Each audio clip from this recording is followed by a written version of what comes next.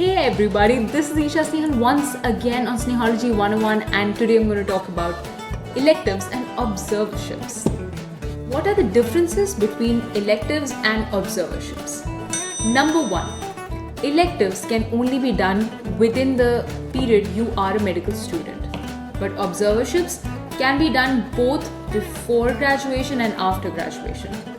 Now, you are a medical student until your graduation letter says that you have graduated. It's as simple as that. So, if you have finished all the requirements for graduation and you've still not received your degree, then you can actually apply for an elective because you're still eligible for it. So, the second difference between an elective and an observership is that an elective is a hands-on experience and an observership is just shadowing another physician, which means that in an elective you will actually act like a doctor, see patients, you can touch them, but in an observership you cannot. You're just going to follow around and see how the other physician is working. So in an elective, and this is point number 3, you can actually access charts of patients wherein there is all the patient information, their previous patient history, everything is in there at one place, and you can access it and learn a lot.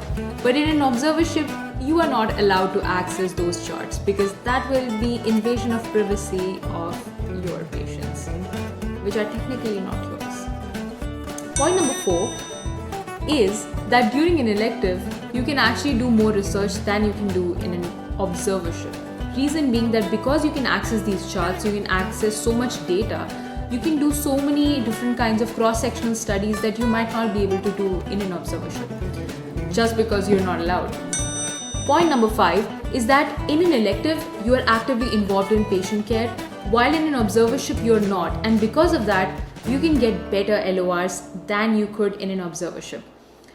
In an elective, you can show your attendings that you have the potential to be a better resident, a good resident, because you will be able to take a history from the patient, do a good physical exam. You can even write notes on the electronic medical records, which can be attested and signed by the attendings. And all of these powers are not available to you when you're on an observership. So definitely, if you get an elective over an observership, definitely go for the elective.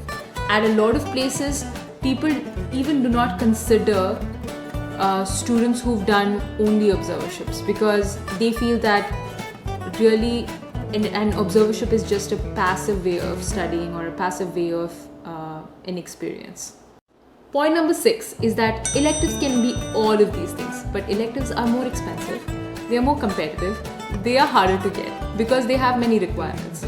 And observerships are obviously easier to get, cheaper, and you can get many of them together. So a lot of people end up not doing electives at all and just doing observerships and still end up getting great LORs. And the way to do that is to really be out there, being confident and maximizing the experience that you are getting. I will be talking about all of that in my next upcoming videos. The reason I want to talk about is that a lot of people really think about USMLE after graduating from medical schools, and then really there is no more option to even do an elective. So in that case, what are you going to do? You have to set out different routes and try different things and really be creative with whatever you've got. So with that thought, I will leave you and leave you with the best of wishes for whatever exams are coming up for you. All the very best. Please subscribe to my channel and leave a big fat thumbs up on this video. Keep watching. I will take off. Bye.